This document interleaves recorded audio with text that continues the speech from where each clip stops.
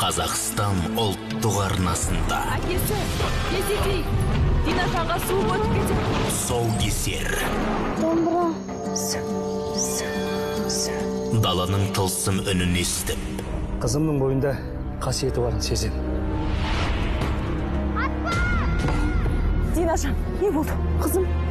Құрманғаз ата, ақсақ киік. Дүниеде жаралаң мен жарал жамболдан асқан қасірет бар ма? Ақсаңдаған киікті аяп, артынан қуып тамақтан орып жібергенімді қызым көрген екен.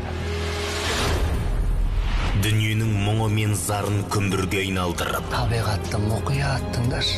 жаралған әлем мен жасампаз сезімдерді Ішіңдегі шеріңді домбырамен тарқат. үйлестіре білген.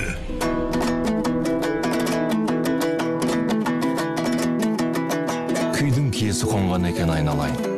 Сенбі, Көңіл деген үйлесімді үндердің күмбірлеген күй сандық секілді. Дина, күй құдірет.